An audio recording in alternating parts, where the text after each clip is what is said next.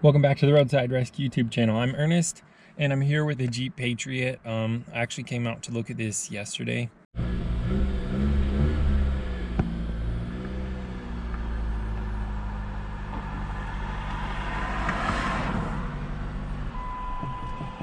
Oh, that looks electronic right there.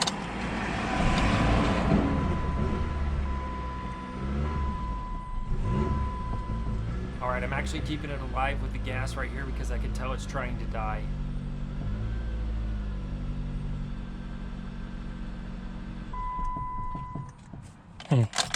See what that's all about. I've not seen that before. And also my truck wouldn't start. Sometimes it does that though. Where like I'm used to exactly how long it takes to start, and sometimes I'll let go and it's like, you know, just a half stroke off or whatever. I think I flood the cylinders when I do that because I usually have to wait a few minutes. I parked on the wrong side of this house because there was a white Jeep over there, and I told the girl I was already here, so she was outside. So then I walked over here and saw her because I was in the wrong spot.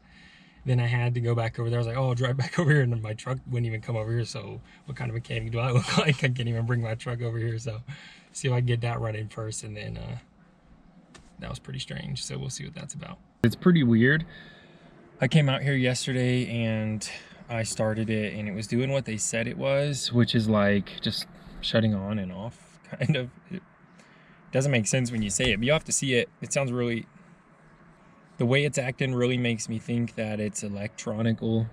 Well, like I said, I came out yesterday and I got it, you know, starting, and then it would shut off and then it would start again, until eventually it warmed up, I guess, and it wouldn't shut off by itself. So I wasn't sure if I had fixed it or not. I had cleaned up some connections, but not even like the engine ground, which I don't know if that's even, it's likely because these old Jeeps, man, these things, these just always have some sort of electrical issue. Every time I've worked on one of these Jeeps, it's been something with the charging system or something with the electrical system.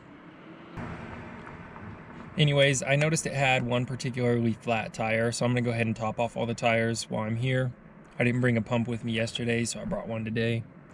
The person just left their car here. They actually live in a city that's like 45 minutes away, so hopefully I can get it fixed for them today. It's not gonna cost any extra.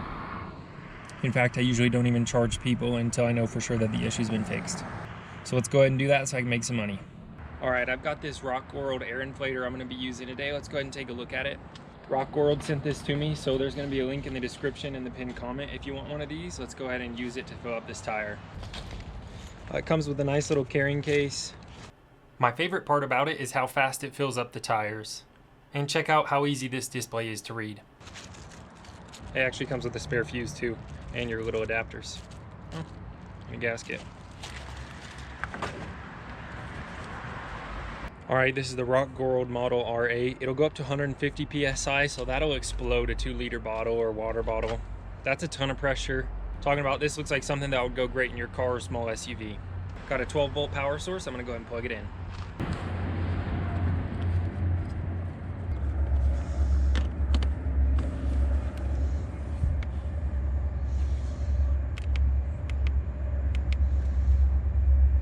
Hey, this thing's super easy to use, and it filled up this whole tire in just a few minutes. And this one's definitely more on the quieter end of the air pump spectrum. Cool, it shuts off by itself so you don't have to worry about it. Check out the links in the description if you want one of these.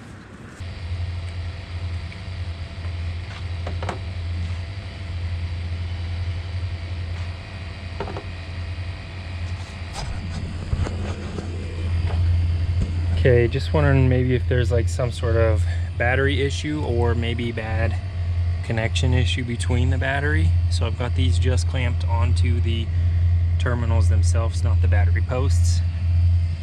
And we'll test this, that way if it's got some sort of weak connection, this will tell us. 525 cold cranking amps. Okay, so that looks good. Interesting.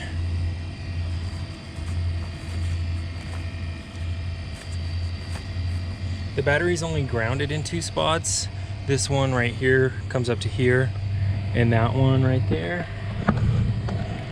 goes down to right there. So I'm gonna clean those up for sure. That may be an issue, but I'm gonna hook my computer onto this time Last time I just saw what it was doing, but this time I'm gonna hook the computer on and record data while it shuts off to see what's going on maybe. Actually, I think what I'm gonna do before that is go ahead and clean up the connection, because we know at this point that it's shutting off, doing the weird thing every time that it's cold. And it's cold right now, so I don't wanna mistake it being warmed up later. So I don't wanna mistake it running well later as that, because it might be warmed up. So I'm gonna go ahead and clean those up first. If it runs well now, then I think the issue will be solved. All right, getting all this junk out of there. Might not be causing the main issue, but I'm just gonna get this all cleaned up while I'm in there.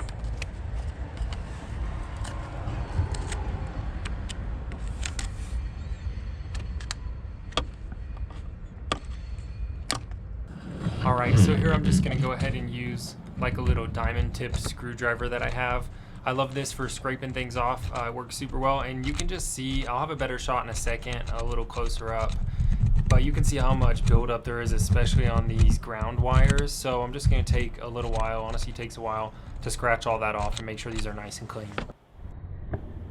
Honestly, super weird angle. I wanted to just use a normal wrench to get down in there, which is what I ended up using to get it entirely loose, but to break it loose, I had to use this setup. But the angle's super weird and tight, it was hard to get down to.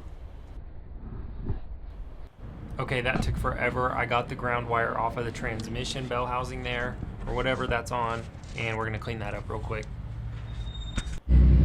Also trying to figure out if this bolt's gonna be causing an issue or not. It doesn't look like it needs to be cleaned too much, but I'll scrub it up and spray it down just a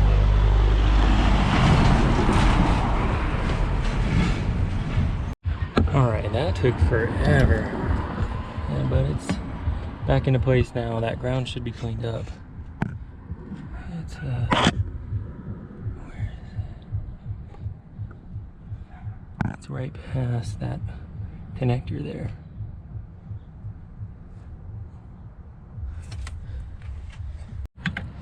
See, it's this sort of junk that 100% will though cause an issue. If you can see it on that cable there, it's like physically built up.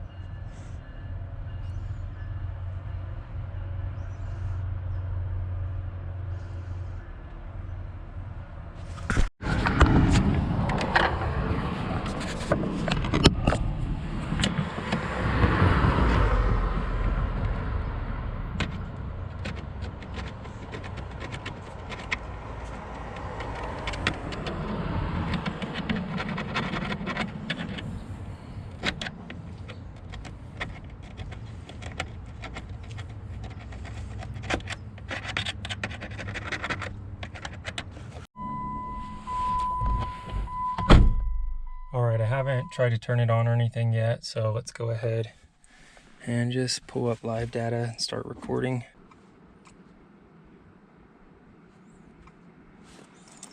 Here we go.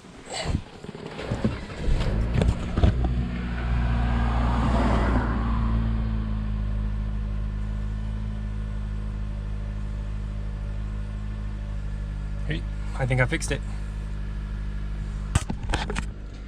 That's why I spent all that time doing that, because I was pretty sure it was electronical from the way that it felt. So that's good news.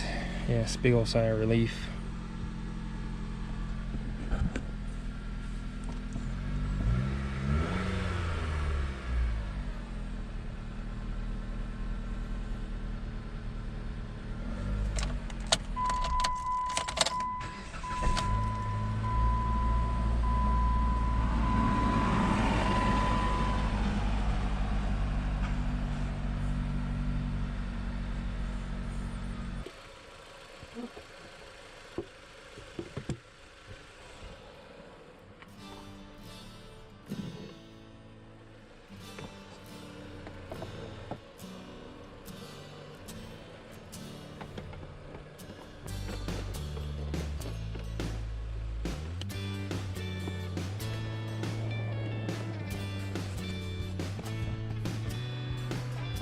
All right, so there you have it. That was completely fixed after that. It hasn't had any issues since. This is a super common problem with these Jeeps. They just get a ton of electrical problems, and the grounds are just known for going bad. They're really hard to get to, so maybe some sort of ratcheting head 15mm wrench is what you need. If you like this video, make sure you're subscribed and you leave it a thumbs up. Check out this next video and I'll see you there. That's a job well done.